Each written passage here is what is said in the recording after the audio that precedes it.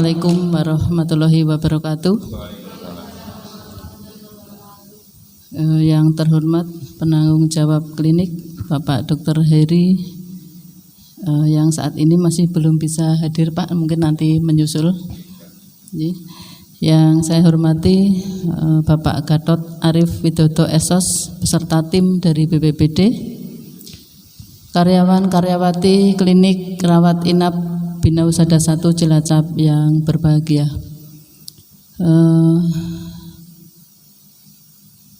Marilah senantiasa kita panjatkan puja dan puji syukur kehadirat Tuhan Yang Maha Kuasa, di mana pada pagi hari ini kita bisa berkumpul bersama di aula klinik rawat inap Bina Usada dalam rangka pelatihan kebencanaan yang narasumber dari BPBD. Bapak Ibu yang saya hormati, marilah acara ini kita buka bersama-sama dengan bacaan basmalah. Bismillahirrahmanirrahim. Selanjutnya waktu dan tempat sepenuhnya kami serahkan kepada tim dari BPBD. Assalamualaikum warahmatullahi wabarakatuh. Waalaikumsalam warahmatullahi wabarakatuh. Yang kami hormati yang mewakili pimpinan klinik Usada 1, segenap peserta yang saya hormati. Perkenalkan, nama saya Gatot Arif Widodo. Saya ditugaskan dalam kesempatan ini hadir di tengah-tengah Bapak Ibu sekalian. Ya, Bapak Ibu sekalian, kita akan menggunakan waktu kita semaksimal mungkin. Kita akan ada 2 sesi. Yang pertama adalah sesi untuk teori, yang kedua adalah praktek. Ya. Di sesi pertama ini, Bapak Ibu sekalian akan belajar tentang mitigasi gempa bumi dan tsunami. Yang kedua, kita akan praktek simulasi. Nah, praktek simulasi ini memberikan pengetahuan dan keterampilan untuk Bapak Ibu sekalian ketika terjadi keadaan darurat. Nah, Bapak Ibu sekalian kan nakes di sini.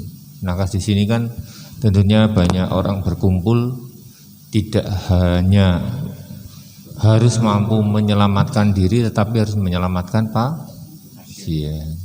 Ya, karena tugas dari nakes, maka konsekuensinya juga harus pada saat keadaan darurat gempa atau tsunami harus bisa menyelamatkan diri dan pasien. Konsekuensinya, saya sudah jalan-jalan keliling klinik asesmen. Secara umum gedung ini sudah ada rambu evakuasinya, maka harus disampaikan rambunya. Ini untuk melengkapi salah satu syarat ketika akreditasi. Sederhana, secara umum sudah bagus. Ada tulisan titik kumpul di seberang jalan atau masih di lokasi ini? Seberang jalan. Kalau di seberang jalan betul. Ya, kalau di seberang jalan betul. Kenapa? Kalau kemungkinan ada kebakaran dan gempa peruntuhan, maka dia tidak berada di dekat. Oke. Kemudian setengah jam kita akan praktek. Ya. Tetapi di dalam praktek kita akan bedah kemampuan Bapak Ibu sekalian. Kita diskusi mengenai tugas piket. Bapak Ibu sekalian sudah membuat 4 tim. Tim helm merah, tim helm biru, tim helm putih, kuning. Sudah. Nah, bingungnya apa? Petugas petugasnya. Jumlahnya orangnya? Ya, oke. Nanti kita bedah di sebelum praktek. Oke ya, kita akan jadi 2 session deh. Yang satu teori, yang kedua praktek. Nanti praktek ini pada kondisi sebenarnya. Kalau Bapak Ibu sekalian pada kondisi pada pagi hari, kancane oke. Betul ya? Artinya ini kan rame. Tapi kalau pas ketemu si malam, si pagi, sepi. Dan itu dialami nggak cuma di sini, rumah sakit umum sama, RSUD sama, RSPC juga sama. Nah, kalau ketemu pas pada saat sedikit orang, itu kesulitannya lebih tinggi atau lebih rendah? Tinggi. Nah, itu PR. Ketika lagi komplit kayak gini enak, teriak-teriak saling bantu bisa. Tapi kalau pada saat malam hari, Bapak Ibu sekalian, situasi kita pada hari ini, kita punya riwayat. Kalau di dalam ilmu geologi itu ada riwayat. Kalau di ilmu nakas ada enggak, ilmu kedokteran? Riwayat. Rekam medik kan. Nah, kalau di tempat saya ini ada riwayat tsunami. Namanya kalau di dalam ilmu geologi namanya paleo tsunami. Nanti boleh googling deh. Paleo tsunami itu adalah riwayat catatan terjadinya gempa menyebabkan tsunami dengan catatan waktu. Catatan waktu itu bisa jam, menit, detik, hari, tanggal, ya, kemudian bulannya. Nah, lokasi yang ditulis ini adalah lokasi tingkat kabupaten atau tingkat titik tertentu. Ya, kita punya riwayat panjang untuk tsunami Indonesia. Kalau Bapak Ibu sekalian berada di sini, yang terdekat yang pernah kita rasakan bersama adalah Pangandaran, yang paling dekat dengan Cilacap. Ada yang bukan orang Cilacap? Ya, orang Cilacap mana Mbak? Hah? Surabaya. Surabaya ini kita punya gempa Bali, Sumbawa dari utara.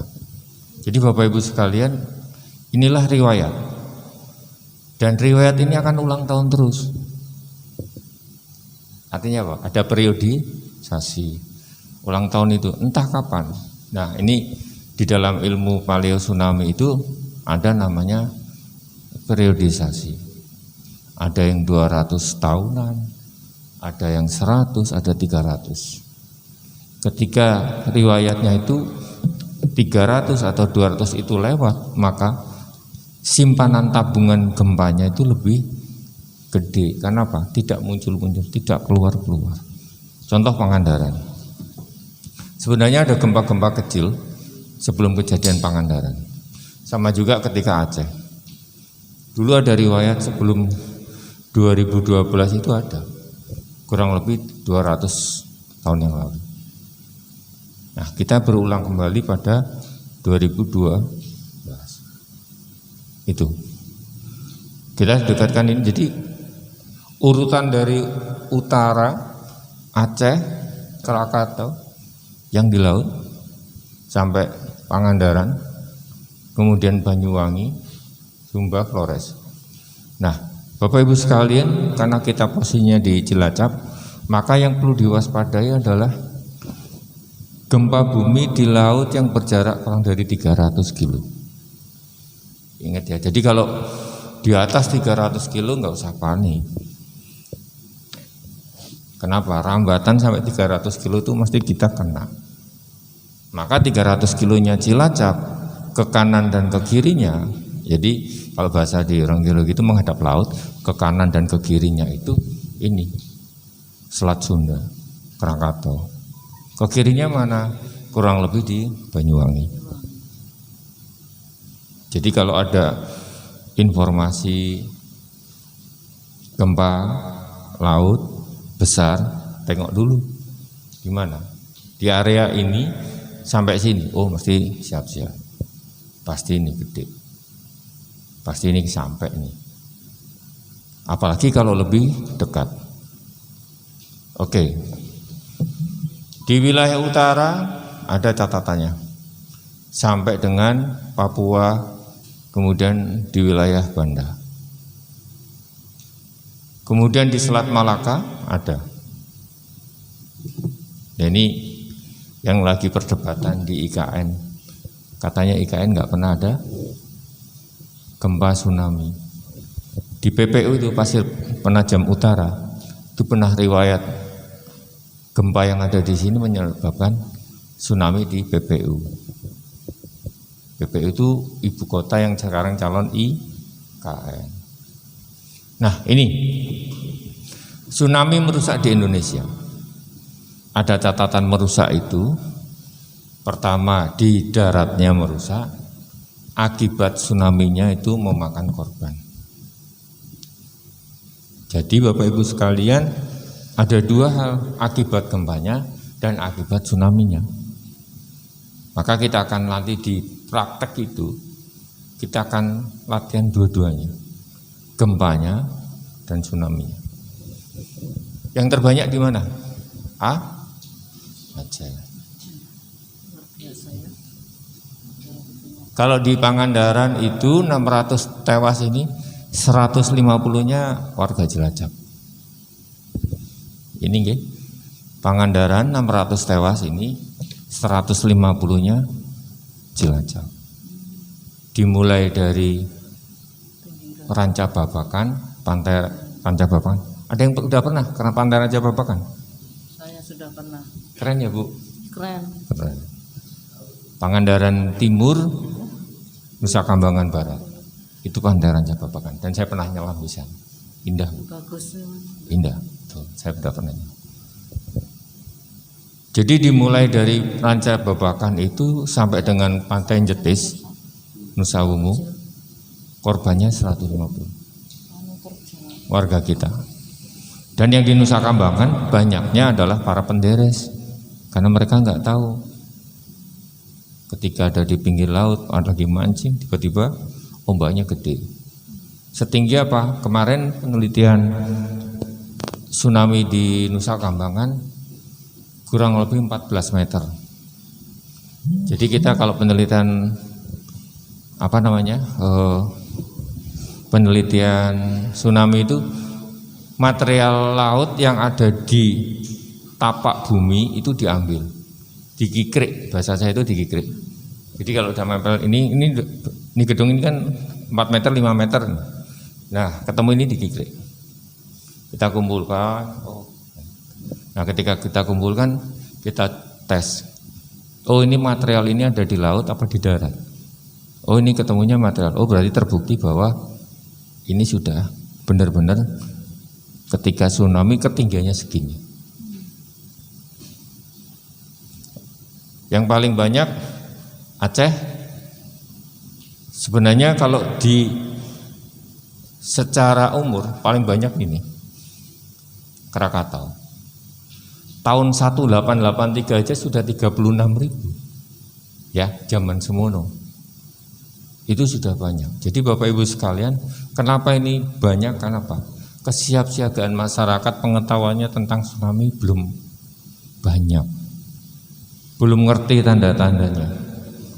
Kayak gempa-gempa biasa, padahal seharusnya sudah keluar dari area pantai dan sungai. Nah, saya mau tanya, Bapak Ibu yang rumahnya dekat pantai Ngajung, 1, 2, 3, 4. Saya tanya, Mbak rumahnya mana? Tegal Kadilayu, Komperta, aduh, merah. Zona merah itu. Iya, zona merah. Udah tahu caranya evakuasi? Lantai 5 RSPC. Jangan kemana-mana. Masuk ke gedung RSPC, naik. Jangan ke barat ya. Tapi ke RSPC-nya lantai 5. Kita pernah kok latihan seperti ini sampai lantai 5. Teman-teman ini juga, teman-teman perawat, dokter, teman-teman medik itu dan non medis tak suruh lari sampai atas, tak meniti sampai lantai 5, jangan berhenti.